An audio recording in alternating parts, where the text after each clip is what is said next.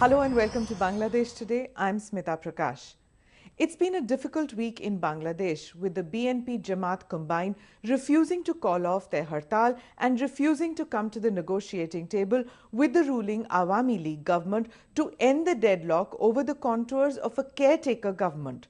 15 people were killed in the three-day strike called by the 18-party BNP alliance.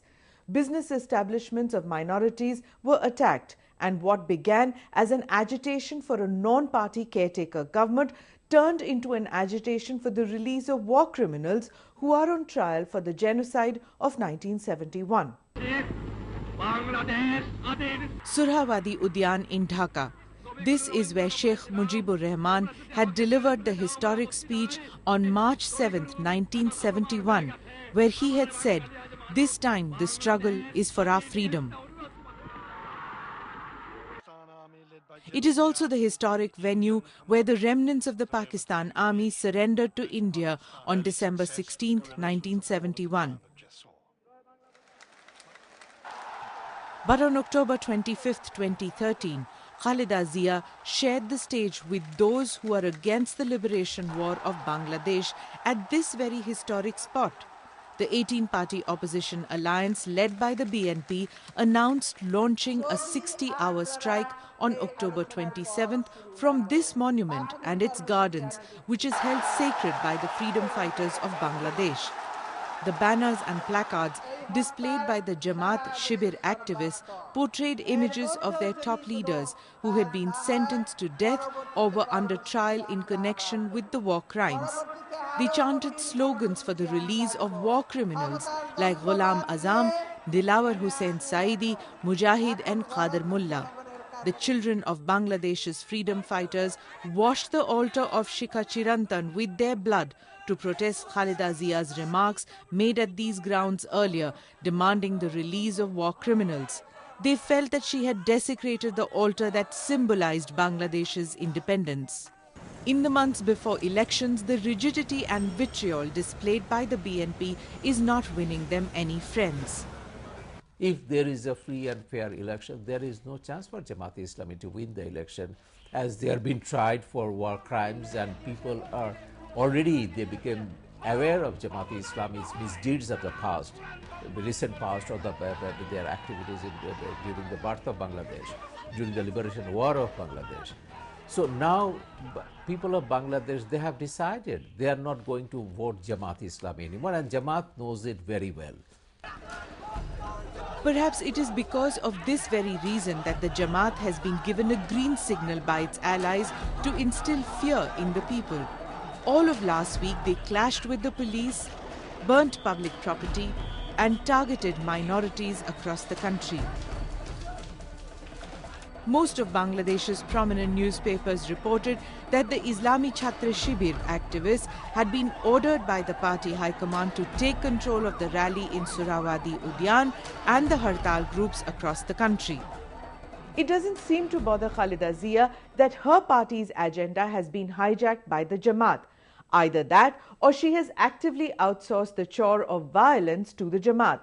The Communist Party of Bangladesh, CPB, and the Bangladesh Samajtantrik Dal, BSD, met with the BNP leadership this week and advised it to sever its links with the Jamaat and give up the anti-liberation war agenda that it is pursuing. The stakes are high. Khalida Zia is adamant that she will not negotiate on a caretaker government. Now, this practice was scrapped in June 2011. The 15th Amendment passed by the Parliament abolished the system of caretaker government from the Constitution. Caretaker means with some people who never involved with any social activities or political activities, never took any responsibility for the people upon their shoulder, but without having the political people, political parties, how the government will take the political decision. It's absurd. It's absurd. And our constitution says like this.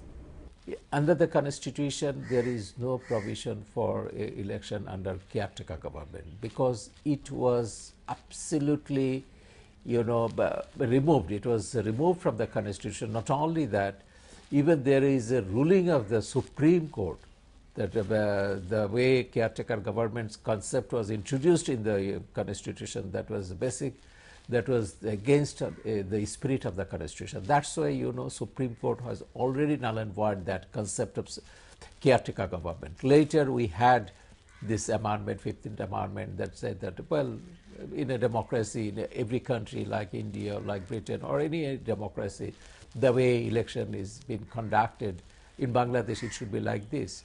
So whatever the solution we are looking for, that should be under the constitution. What constitution says about the election? It is not the I don't like Sheikh Hasina or I don't like her government, that's why there should be a caretaker government. Why you should be opted for caretaker government, which has been declared as unconstitutional, undemocratic?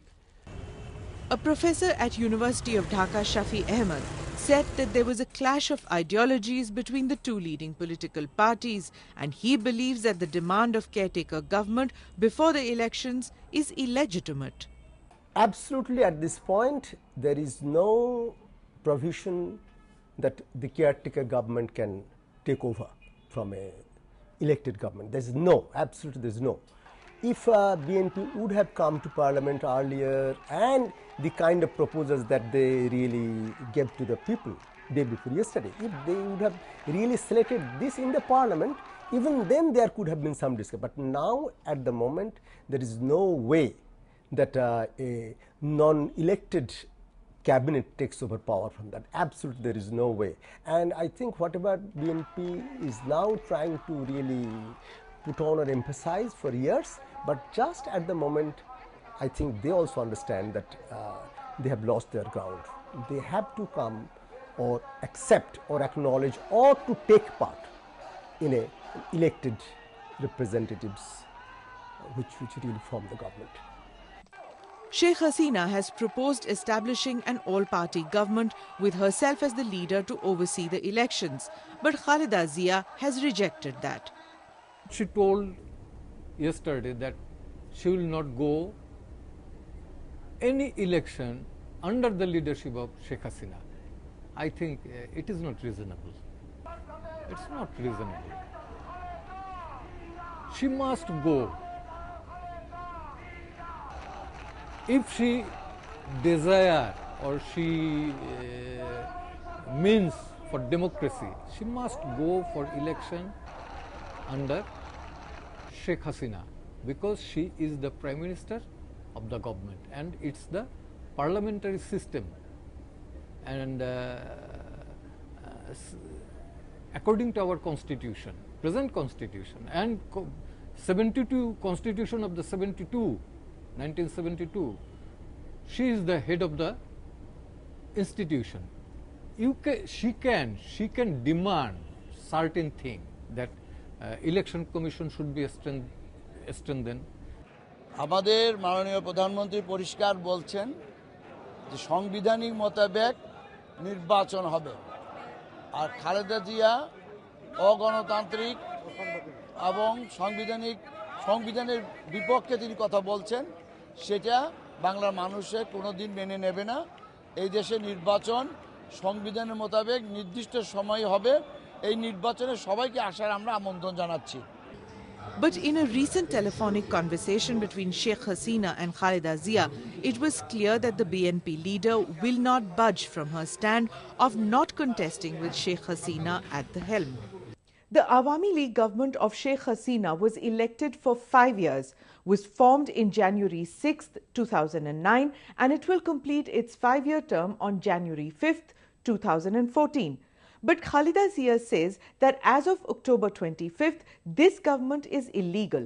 In fact, the Bangladeshi constitution allows a government to continue in office right up till the new government is sworn in, which, all going well, should be in January 2014. But the BNP will have none of it.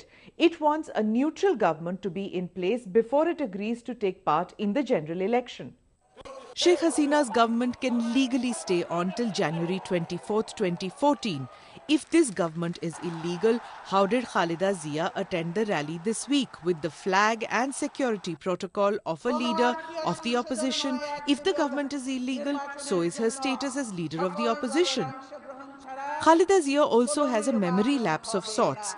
She finished her 5-year term as Prime Minister on October 9, 2006, but stayed on in office till October 27, 2006, when the Parliament completed its term. However, she doesn't want the same for Sheikh Hasina. Khalida Zia's uncompromising stand and defying democratic norms is jeopardizing the democratic process in the coming months. From politicians to constitutional experts to the common man, there is consternation about the gridlock in Bangladeshi politics. All that we need is an agreement between the feuding parties that they want to hold a free and fair election under a neutral government. If that agreement is not there, I don't think election can be held peacefully, or it will be participatory, or it will be internationally acceptable.